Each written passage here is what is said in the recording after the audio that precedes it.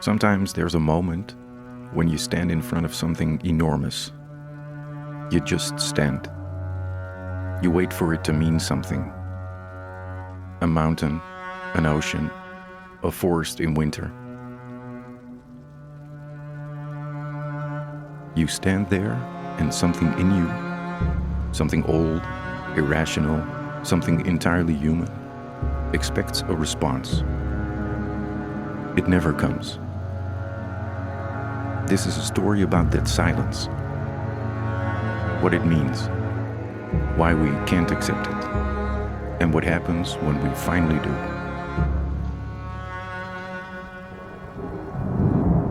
For most of human history, the world was alive with intention. The storm was angry. The drought was punishment.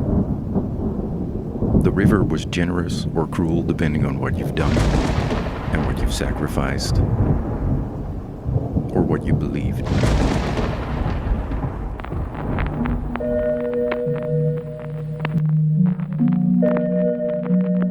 Every culture on every continent built the same thing, a story in which nature was watching. And not as a metaphor, as literal truth. Because in a world that could kill you without warning, that could drown your harvest, devour your children, crack the earth beneath your feet, the idea that someone was in charge was in no way superstition. It was survival.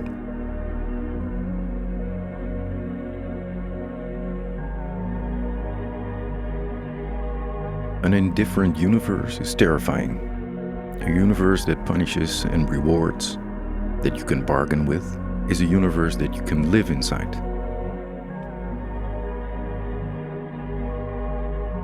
So humanity built gods, and behind the gods, it built nature itself into a moral order. The seasons had purpose. Death had meaning. Suffering was either deserved or a part of a plan too large to see.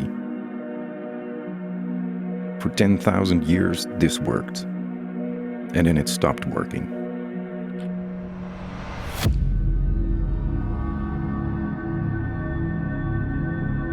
Somewhere in the last 2 centuries, the gods faded. But the need didn't. We still wanted nature to be a mirror. We still wanted it to tell us something about how to live. We just changed the words. Nature became a teacher, a healer, a force that had been corrupted by industry, that would take revenge on civilization if we didn't listen. We moved from nature as a divine order to nature as an ethical system, from God to ecology. But underneath it was the same impulse, the same question. Does this mean something? Am I doing this right? There must be something or someone keeping score. But the uncomfortable truth really is, nature doesn't care. Not in a cruel way, not as an indifferent God, in the most fundamental way possible. A virus that kills a child is not evil. A tsunami that swallows a city is not punishment. The food chain is not a moral hierarchy. The strong do not deserve to survive. The beautiful do not deserve to live. These are our categories, not nature's. Nature has no categories at all. The Taoists understood this. 2,500 years ago, they said it plainly. Heaven and earth are not kind. They treat all living things the same. The Tao, the underlying current of all things, does not judge. It does not reward the virtuous, and it does not punish the wicked. It simply moves. And if you stop fighting that, if you stop demanding that it explains itself, something releases. It's the freedom of moving with something instead of against it. The river doesn't argue with the rock. It goes around.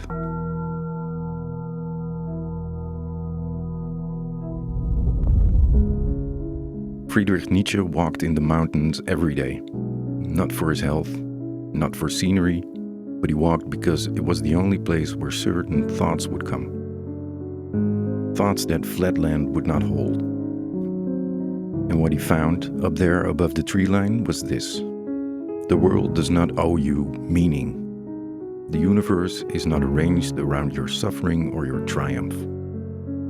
There is no cosmic scale on which your goodness is weighed. He called this the death of God.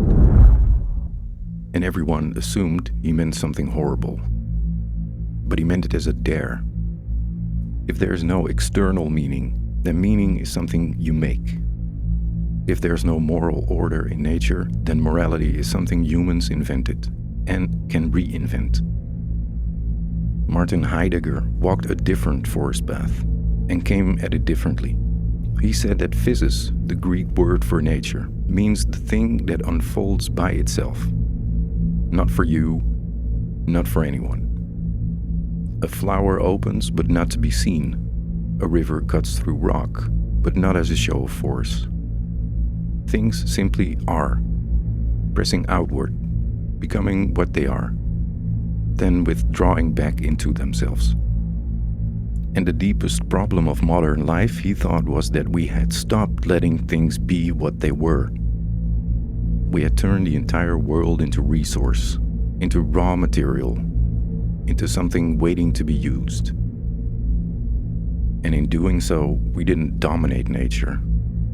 We lost the ability to be in its presence at all.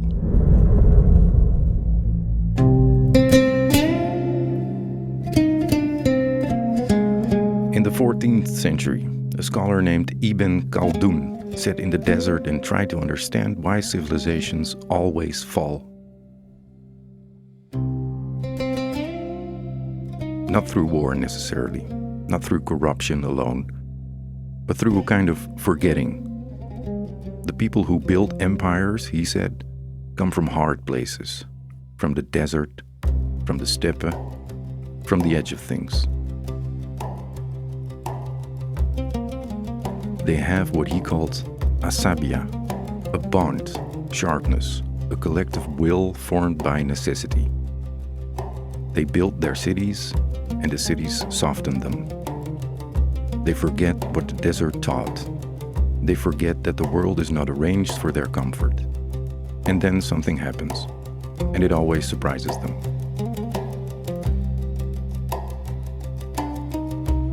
Ibn Khaldun wasn't romanticizing a sober life. He was pointing at something more fundamental. When we isolate ourselves completely from the world, when we build enough walls, enough systems, enough noise between us and the thing we depend on, we stop being able to read it. We mistake our comfort for the natural order. And the desert doesn't care about that mistake. It just continues. Carl Jung spent his whole life trying to understand what the unconscious mind remembers. And what he found in those thousands of dreams across decades of work was that underneath the modern self, something very old is still running. Something that knows, in a way that bypasses language, that we are animals, that we are part of something we didn't make and cannot control. He called it the shadow, the part that civilization was built to suppress. The shadow knows that death is real and close. It knows that you are small.